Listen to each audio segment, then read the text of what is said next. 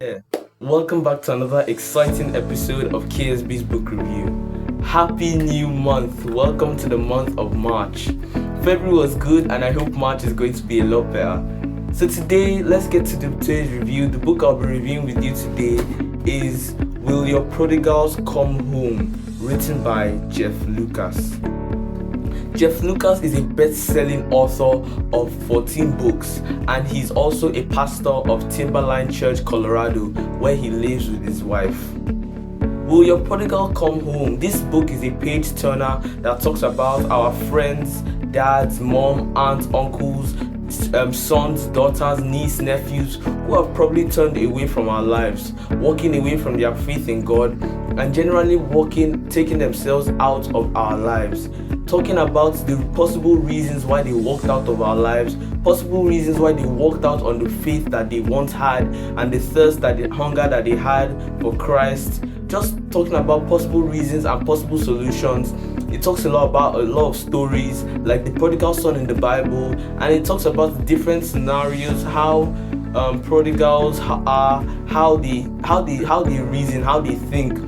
Because some of us, we might have prodigals in our lives, and sometimes we don't understand why they are doing the things they do. But this book explains further how we can understand them and how we can make ourselves a safe haven for them to be able to rely on us and trust us to be able to share their problems with us. This book is a very exciting one. It is a page turner that talks about the prodigals and if they would come home or not.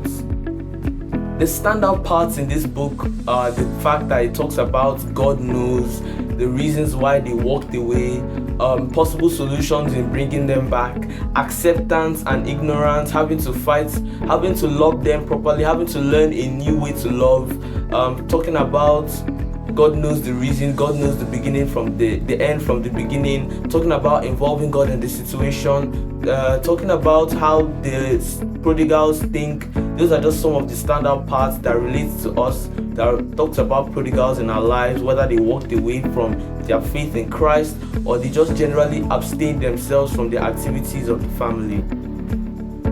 There were lots of vocabularies used in this book, and one of them that stood out for me was wraith. This means to twist and turn your body, especially when you're in pain and agony. Like when you use salt to, when you see an earthworm, it pours salt on it and it starts rolling on the floor and it's rolling and then eventually dies. That's wreathing because of the pain and the agony that the salt is doing to the body surface of the earthworm. My ratings for this book is definitely a must read because it talks a lot about prodigals. Most of us, we are subconsciously prodigals ourselves, because if you think about it, during dinner we always have something to say at the dinner table when the family is gathered at night, maybe something from school. But nowadays it just feels like there's nothing to share anymore, and we sometimes isolate ourselves from the activities of the family.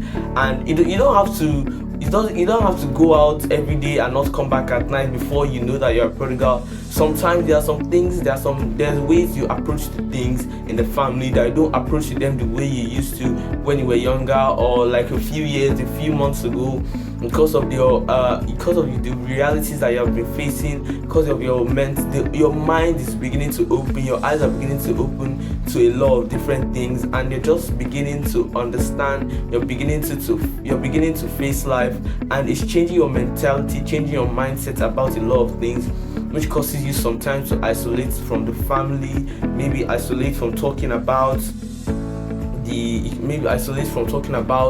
the family, talking about what happened to you in school, the high notes and all that. This book just talks a lot, and that's why I'm going to give this book a must read, because it explains our feelings, our emotions, how to relate with people who have abstained themselves from the faith of God or abstained themselves from the family. And yes, my ratings for this book is a must read. If you're in the library, you're going book shopping, you can look up for this book, Will Our Prodigals Come Home by Jeff Lucas. It is an amazing book.